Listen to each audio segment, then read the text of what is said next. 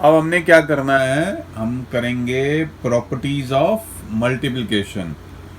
It will be worksheet number 3 of unit 4 class 3, multiplication का जो chapter है. तो अब हम प्रॉपर्टीज सीखेंगे मल्टीप्लिकेशंस की. अब पहली प्रॉपर्टी सीखते हैं हम.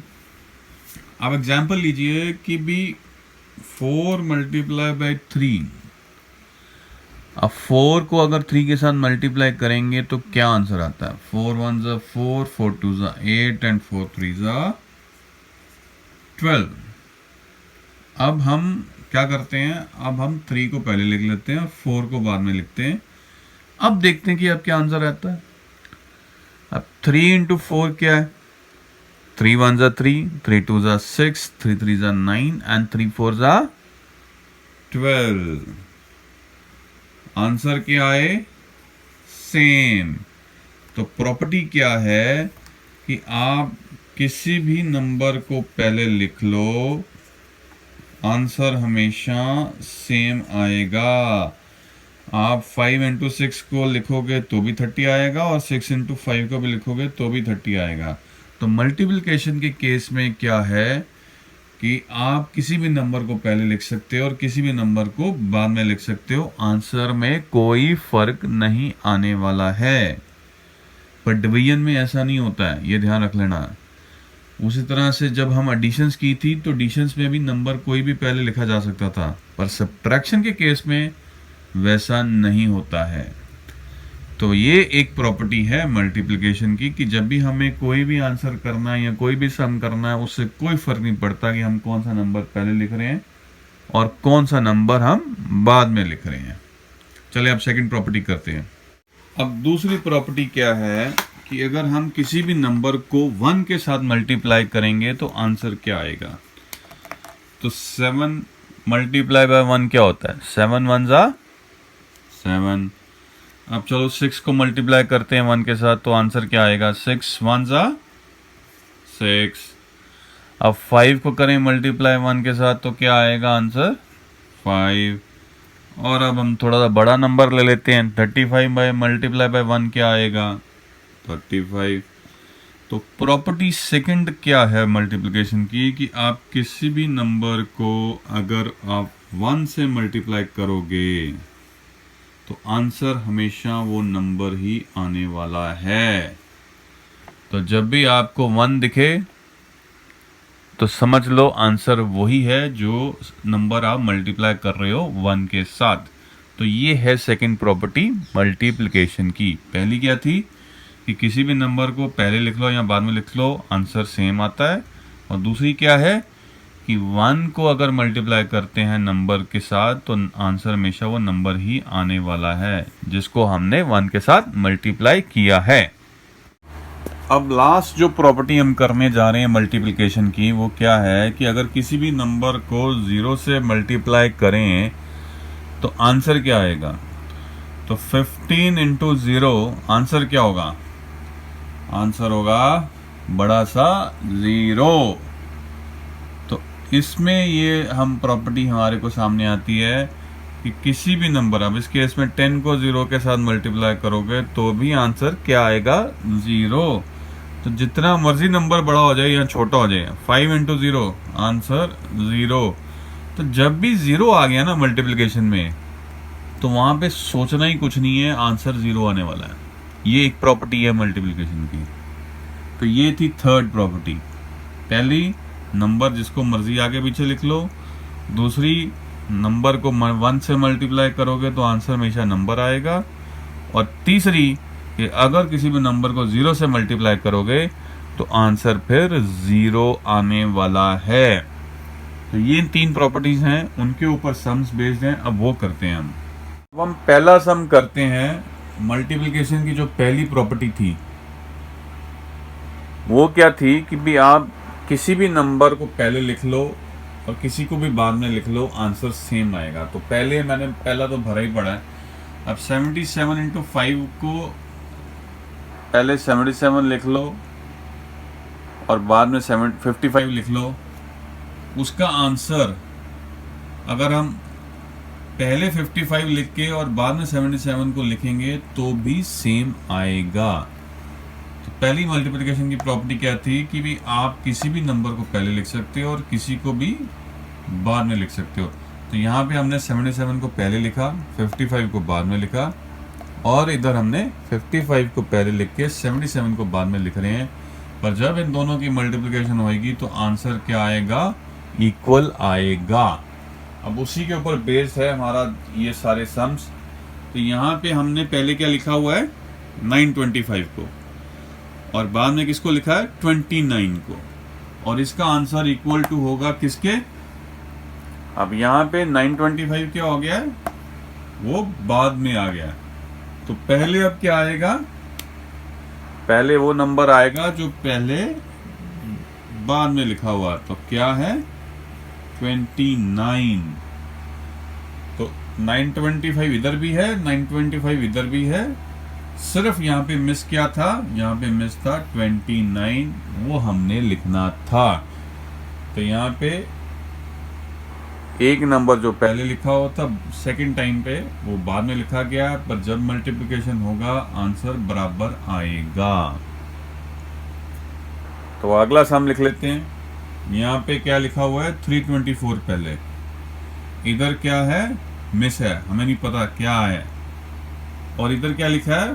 444, और यहाँ पे क्या है? यहाँ पे मिस है, यहाँ पे नहीं पता क्या है।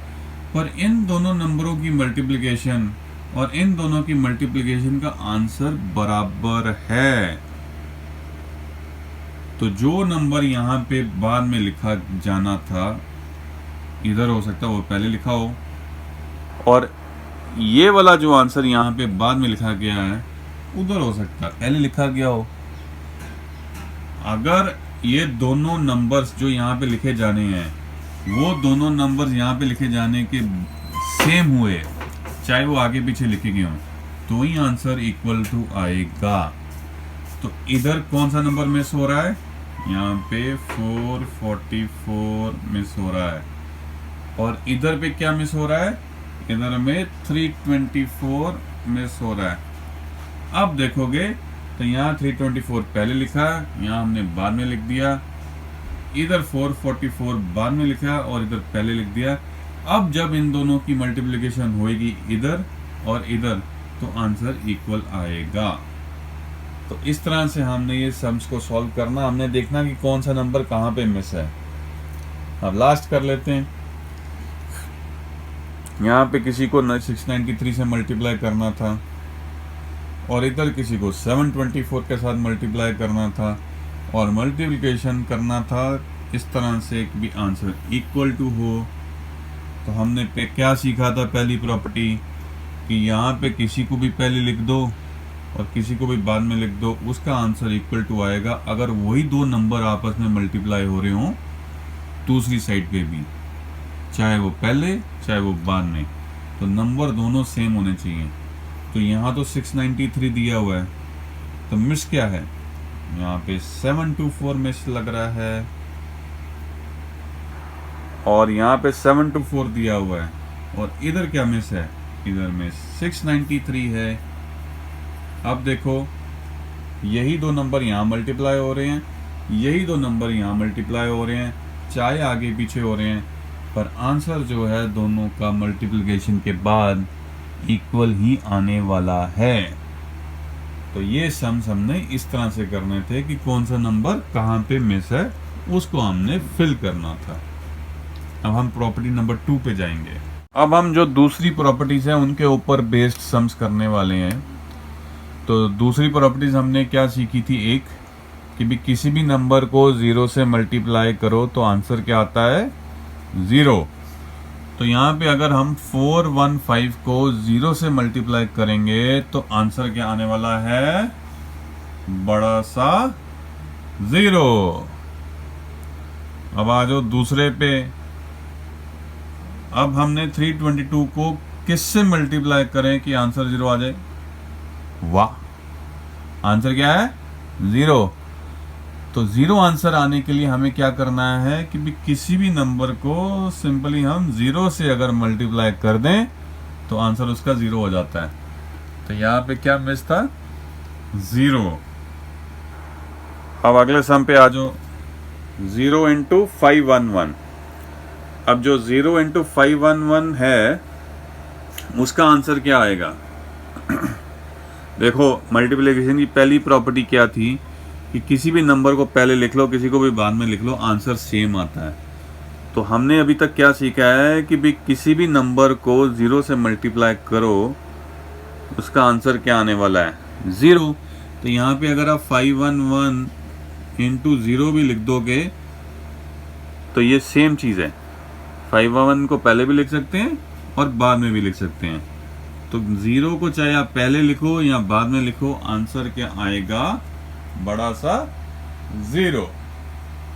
अब चलें, अब लास्ट जो प्रॉपर्टी रह गई थी मल्टीप्लिकेशन की, वो क्या थी कि किसी भी नंबर को अगर आप 1 से मल्टीप्लाई करेंगे तो आंसर क्या आएगा, वो नंबर ही आएगा। और यहाँ पे हमें नंबर क्या दिया हुआ है, 781।